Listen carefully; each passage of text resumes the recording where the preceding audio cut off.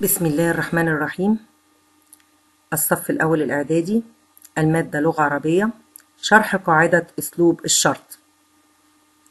ما هو أسلوب الشرط؟ أسلوب الشرط بيتكون من 3 أجزاء. أسلوب الشرط بيتكون من 3 أجزاء: أداة الشرط، فعل الشرط، جواب الشرط.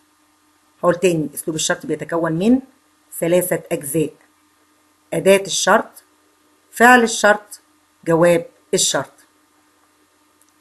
طب ما هي أدوات الشرط؟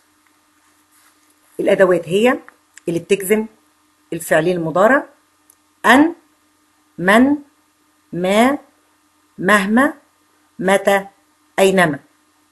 هنقول مرة أخرى: أدوات الشرط: أن، من، ما، مهما، متى، أينما.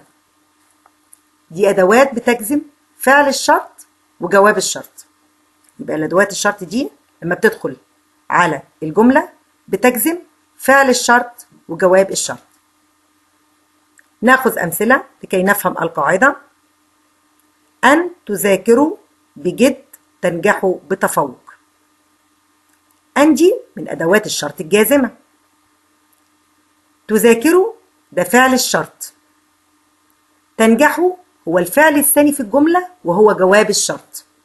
يبقى أسلوب الشرط بيتكون من أداة الشرط اللي هو أن، تذاكروا اللي هو فعل الشرط الفعل الأول في الجملة، جواب الشرط اللي هو الفعل الثاني في الجملة.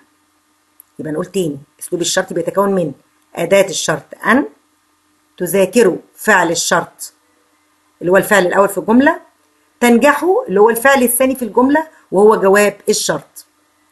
طيب تعالوا نعرب الجملة. أن هنا تعرب إيه؟ أداة شرط جازمة لفعلين المضارع اللي هو الفعل الأول والفعل الثاني. يبقى أن دي تعرب هنا أداة شرط جازمة لفعلين مضارعين. تذاكروا هي كان المفروض الجملة بنقول عليه إيه؟ أن تذاكرون بجد تنجحون بتفوق. عندما دخلت أن الجازمة، أن الجازمة ماذا فعلت في الجملة؟ تذاكروا دي كان فعل من الأفعال الخمسة. ما هي الأفعال الخمسة؟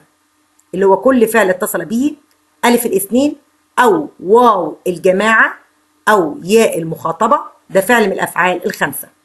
يبقى نقول تاني: الأفعال الخمسة: كل فعل اتصل به ألف الاثنين أو واو الجماعة أو ياء المخاطبة، فعل من الأفعال الخمسة.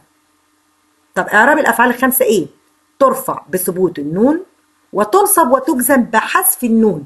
يبقى عندما يدخل لي أداة من أدوات الجزم لازم تحذف النون من الجملة، لازم تحذف النون من الجملة لأن ده فعل من الأفعال الخمسة. يبقى نقول تاني: إعراب الأفعال الخمسة: ترفع بثبوت النون وتنصب وتجزم بحذف النون. عندما دخلت هنا أداة الجزم ماذا فعلت في الفعل الأول؟ تم حذف النون لأنه فعل من الأفعال الخمسة اللي هو تذاكرون، تم حذف النون منها. طيب الواو هنا تعرب إيه؟ يبقى تذاكروا أعربها أقول فعل مضارع مجزوم بحذف النون لأنه من الأفعال الخمسة، والواو ضمير مبني في محل رفع فاعل. طيب ده فعل الشرط. تعالى نأتي لإعراب جواب الشرط اللي هو الفعل الثاني اللي في الجملة، اللي هو الفعل الثاني في الجملة. تنجحوا ده متصل بيه واو الجماعة اهو، يبقى أقول عليه إيه؟ جواب الشرط فعل مضارع مجزوم بحذف النون لأنه من الأفعال الخمسة، وكذلك واو الجماعة ضمير مبني في محل رفع فاعل. يبقى أسلوب الشرط بيتكون من أداة الشرط أن، فعل الشرط اللي هو الفعل الأول في الجملة، جواب الشرط اللي هو الفعل الثاني في الجملة. عندما دخلت اللي هي أدوات الشرط الجازمة تم حذف النون لأنه فعل من الأفعال الخمسة اللي هو تذاكروا وتنجحوا. نأتي إلى مثال آخر وهو: من يتق الله يجعل له مخرجا. من دي أداة من أدوات الشرط، تعرب هنا أقول عليه اسم شرط مبني على السكون. من اسم شرط مبني على السكون. يتق الله وكان المفروض الجملة بنقول عليه إيه؟ من يتق الله يجعل له مخرجا. يبقى أصل الجملة من يتقي ألا يجعل له مخرجا. عندما دخلت أداة الشرط الجازمة تم حذف حرف العلة. طب ما هي حروف العلة؟ هي الواو والألف والياء. ما هي حروف العلة؟ اللي هي الواو والألف والياء. يبقى كان أصل الفعل إيه؟ من يتقي، آخره حرف من حروف العلة. عندما دخلت أداة الشرط الجازمة تم حذف حرف العلة. يبقى يتق أعرفها أقول فعل الشرط مضارع مجزوم بحذف حرف العلة، اللي هو إيه؟ من يتقي، حذف حرف العلة. ده الفعل الشرط. طب تعالوا نعرف فين جواب الشرط في الجملة هنا؟ اللي هو الفعل الثاني في الجملة. يبقى يجعل ده جواب الشرط، فعل مضارع مجزوم. طب هنا آخره حرف من حروف العلة؟ لا. طيب آخره فعل من الأفعال الخمسة؟ هنا آخره واو أو ألف أو ياء؟ لا.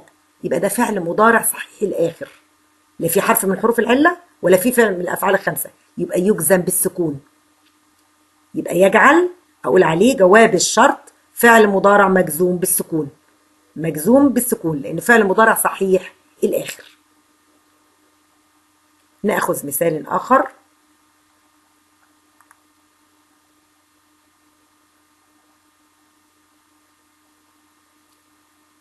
أيام يأت الربيع تذهب للحدائق. أيام يأت الربيع تذهب للحدائق. احنا اتفقنا اسلوب الشرط بيتكون من ايه؟ أداة شرط، فعل الشرط، جواب الشرط. أداة الشرط اللي خدناها أيام، فعل الشرط اللي هو الفعل الأول في الجملة، جواب الشرط اللي هو الفعل الثاني في الجملة. طب أيام هنا تعرب ايه؟ أيام يأتي الربيع تذهبون الحدائق. يعني هنا بيتكلم عن زمن اللي هو زمن الربيع. لما يأتي زمن أو وقت الربيع هنخرج جميعا للحدائق. يبقى هنا بيتكلم عن الزمن. يبقى أيام هنا اسم شرط للزمان، اسم شرط للزمان. طب يأت، هو المفروض الجملة كانت بنقول ايه؟ أيام يأتي الربيع تذهبون للحدائق. لما يأتي وقت الربيع ستذهبون للحدائق. يبقى أيام هنا تعرب اسم شرط للزمان. طب يأت كان المفروض أصلها في الجملة أيان يأتي الربيع، يبقى ده كان آخره حرف من حروف العلة. يبقى يأت فعل الشرط مضارع مجزوم بحذف حرف العلة. واحنا اتفقنا ان حروف العلة اللي هي ايه كنا قبل ذلك؟ اللي هي الواو والألف والياء.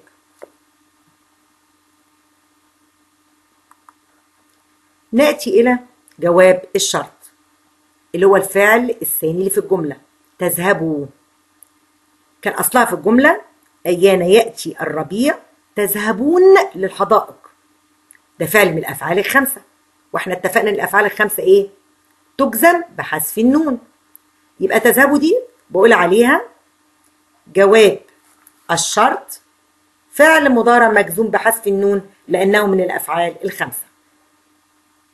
نأخذ مثال آخر. أينما تزرع في الصحراء تجن الخير. أينما تزرع في الصحراء تجن الخير. هو هنا بيتكلم عن إيه؟ لما نزرع في الصحراء هنجني خير، يبقى هنا بيتكلم على مكان. يبقى أينما هنا أعرف أقول عليه اسم شرط للمكان، لكن هنا كان بيتكلم عن وقت اللي هو الزمن الربيع. يبقى أينما تزرع في الصحراء، يبقى أينما هنا اسم شرط للمكان. تزرع هو فعل الشرط اللي في أول في الجملة. تزرع ده فعل صحيح لا آخره حرف من حروف العلة ولا فعل من الأفعال الخمسة، يبقى أقول عليه فعل الشرط مضارع مجزوم بالسكون. فعل الشرط مضارع مجزوم بالسكون.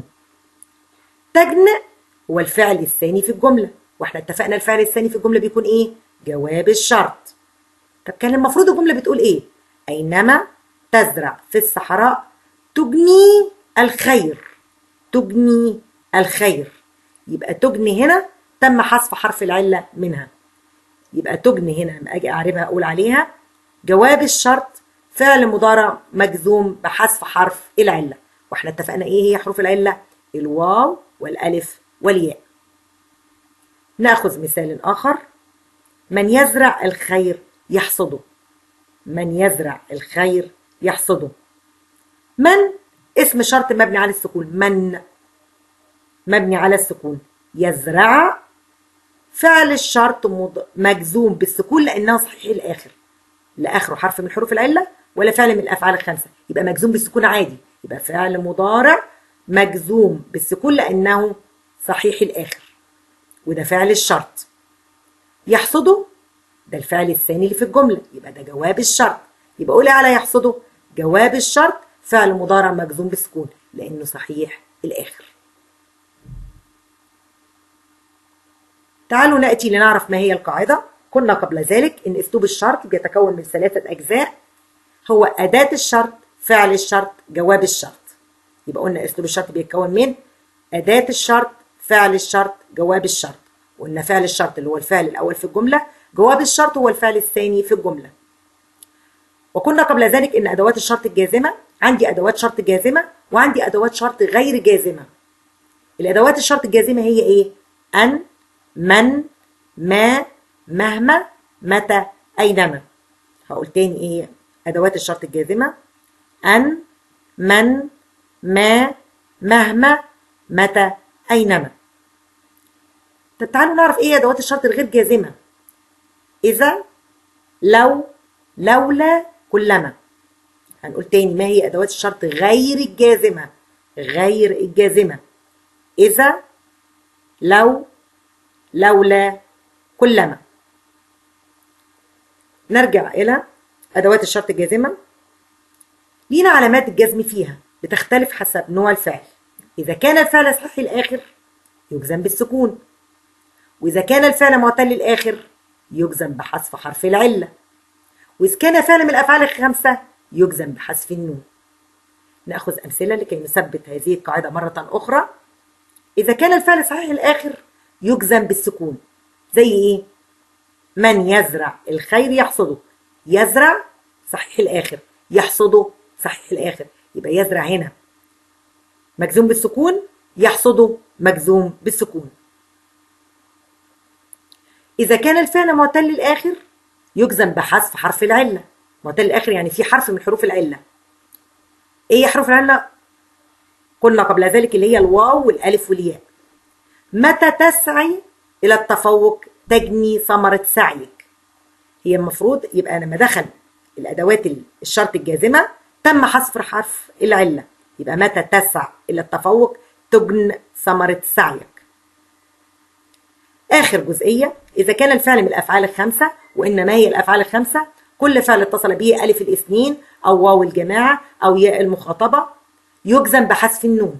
هنقول تاني ما هي الأفعال الخمسة: كل فعل اتصل به ألف الاثنين، واو الجماعة، ياء المخاطبة يجزم بحذف النون. مثل أن تذاكرون بجد تنجحون بتفوق. عندما دخلت أن تم حذف حرف العلة، تم حذف النون لأنهم الأفعال الخمسة، يبقى أن تذاكروا بجد تنجحوا بتفوق. نأخذ تدريبات لكي نثبت القاعدة. يأتي السؤال في الامتحان عن طريق حدد أداة الشرط، فعل الشرط، جواب الشرط. أن يتحد العرب تعال كلماتهم، يبقى أن أداة الشرط، يتحد فعل الشرط، جواب الشرط اللي هو الفعل الثاني في الجملة. طيب مثال آخر: من يزرع الشوك يجن الجراح. من أداة الشرط، يزرع هو الفعل الشرط الأول، يجن هو جواب الشرط الفعل الثاني في الجملة. ما تبذل من جهد ينفعك. ما أداة الشرط، انتوا تحلوها واجب. السؤال بيأتي مرة أخرى بطريقة مختلفة. اربط بين كل جملتين بأداة شرط جازمة. هيجي لك جملتين منفصلين تربطهم وتغير اللي حصل في الجملة وغير ما يلزم. هيجي لك السؤال كده في آخر السنة في الامتحان، هيقول لك إيه؟ يتقن عمله يرضى الله عنه. دخل أداة شرط جازمة. قلنا هنا إيه؟ يتقن ده فعل صحيح الآخر. يبقى من يتقن وأحط عليه السكون، لازم أشكل الكلمة، لازم أشكل الكلمة، لأن هنا بقول عليه فعل مضارع مجزوم بالسكون. عندما دخلت أداة الشرط الجازمة فعل صحيح الآخر يبقى فعل شرط مضارع مجزوم بالسكون، يبقى من يتقن عمله. طيب يرضى هنا لما دخلت من هيتم حذف حرف العلة، يبقى من يتقن عمله يرضى الله عنه، من يتقن عمله يرضى الله عنه، لأن تم حذف حرف العلة من جواب الشرط.